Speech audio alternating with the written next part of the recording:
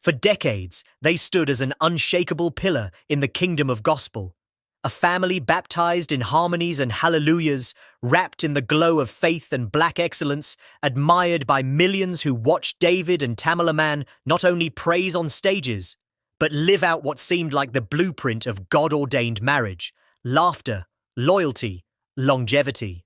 Tamela, with the voice that could hush a storm and heal a wound, and David, the comedian-turned-worship leader who stood like a rock beside her, smiling wide, quoting scriptures, holding hands. They were the gospel power couple, the faces you saw on BET specials, the voices you heard on Sunday mornings, the testimonies that moved you to tears. But as the lights faded and the curtain fell behind hospital walls and hushed meetings, a deeper, darker melody began to swell beneath their perfect image.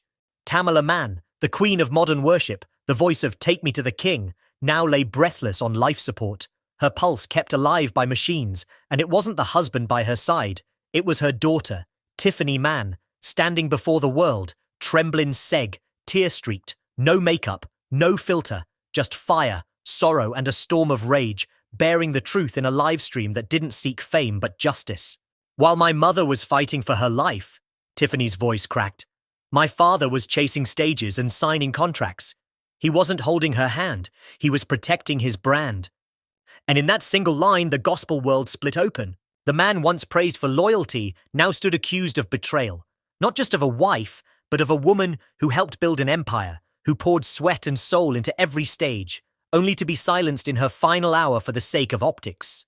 Tiffany's live video was raw, uncut, and it spread like holy fire.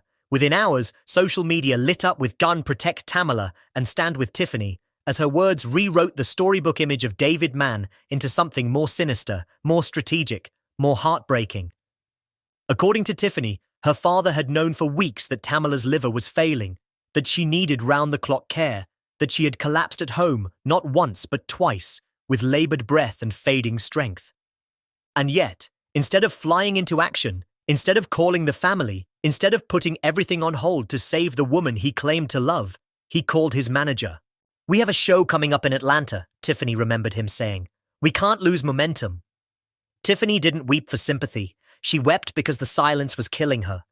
The public had been told vague stories of rest and recovery, a few missed shows, a quiet Instagram, but no one knew Tamela was dying.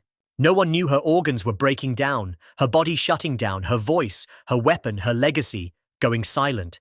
And when Tiffany held up a medical report from just days before Tamela was rushed into ICU, detailing systemic liver failure, elevated enzymes, and warnings of neurological risk, she said with shaking heart, the moment Tamela Mann's finger twitched, the narrative shifted, not in full redemption, not in complete restoration, but in possibility. For the first time in weeks there was movement, a flutter of life, a breach in the long silence.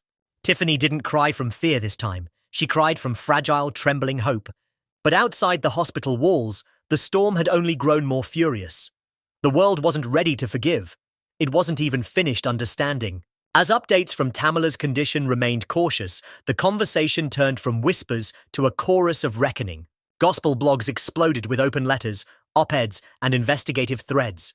Journalists revisited years of Mann family interviews, dissecting David's repeated praise of Tamela's strength, words that once inspired fans now read like red flags. "She never stops," he had once bragged, "even when she's hurting." Now those same quotes echoed like silent indictments. One thread went viral, a chronological breakdown of every known health scare Tamela faced versus David's booked engagements during those same timeframes. It wasn't a list, it was a timeline of quiet desperation, and the internet noticed. "We didn't miss the signs," one fan wrote. "We ignored them." As Tiffany continued her bedside vigil, the outside world turned into a spiritual courtroom. Churches across the nation were split. Some remained loyal to David, citing his decades of service and asking for grace. Others took a firmer stance. Silence is complicity. A popular megachurch in Dallas held a sermon titled, "When Protection Becomes Oppression," dedicated entirely to Tamela's story. Women lined the altar, sobbing, laying down pictures of their own mothers, sisters, wives, women who had given everything to ministry and lost themselves in the process. Tamela had become more than a gospel icon. She was now a symbol, of silent sacrifice. Tiffany, without intending to, had ignited a revival. The morning Tamela Mann whispered her first audible word, barely more than a breath. It was Tiffany who heard it first. Her mother's lips moved, her brows furrowed, and the sound came faint and broken, but real. Baby. That one word. That single syllable fractured the dam that had held back weeks of grief and lit up the hospital with electricity. Nurses ran. Monitors lit up.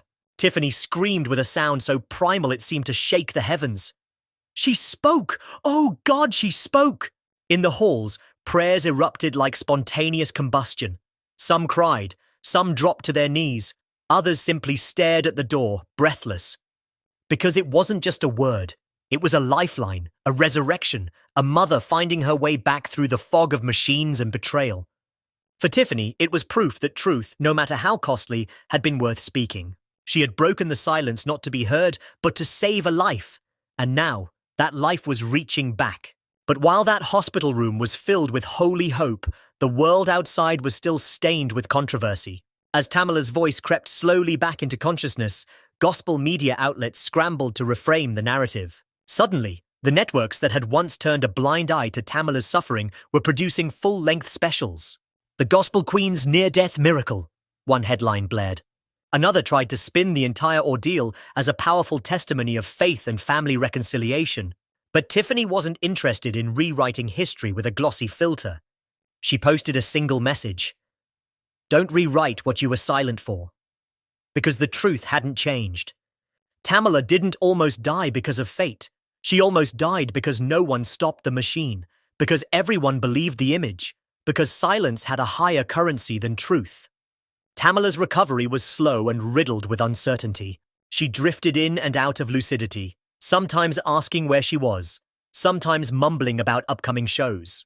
The trauma had rewired her, body, mind, soul. Doctors cautioned Tiffany, full recovery may not be possible, but hope is still alive. And for Tiffany, that was enough. She doubled down, cutting off media requests, declining podcast interviews, refusing to turn this into a reality show of redemption. "This isn't content," she said during a tearful live. "This is my mother's life." She stayed beside Tamela, feeding her ice chips, rereading old scriptures, playing audio of her fans praying across the country.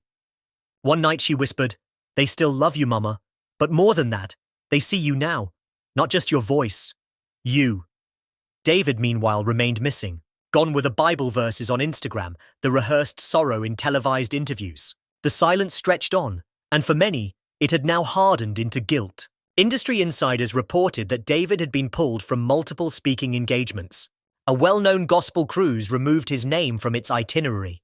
Producers quietly distanced themselves, but it wasn't Tiffany who called for cancellation.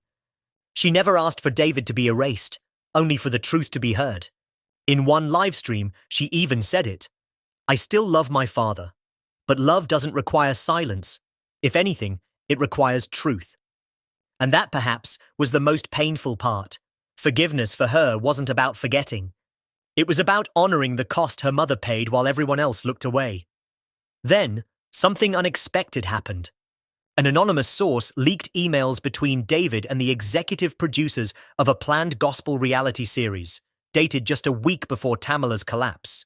In them, David outlines an entire storyline for the show, focusing on Tam's comeback from exhaustion and a powerful healing arc. In other words, the collapse was expected, built into the plot, anticipated. The backlash was swift and explosive. "So she wasn't even a person anymore," one fan wrote. "She was just part of a rollout strategy." Gospel Twitter, already aflame, now burned with righteous fury. Artists began pulling receipts of their own. One choir member posted, "I remember being told, 'Don't hug her too tight, she's fragile,' but no one stopped her from performing." Sartison, a former background singer, wrote, "She had to lie down between songs backstage. I thought she had the flu, but now I know it was more." What began as a family reckoning had now become a systemic one. Black women in gospel were speaking out. Not just singers, but pastors' wives, praise dancers, church secretaries. Testimonies flooded in. "I was told to cover up my cancer diagnosis so it wouldn't affect attendance. I miscarried during a revival and still got up to lead prayer." They called it obedience. I now know it was abuse. Tamela's silence had become a mirror, and in it, thousands of women saw their own reflection. Yet, amid the noise, something beautiful began to bloom. A coalition of gospel women, many of them former collaborators of Tamela, formed a new organization, the Alabaster.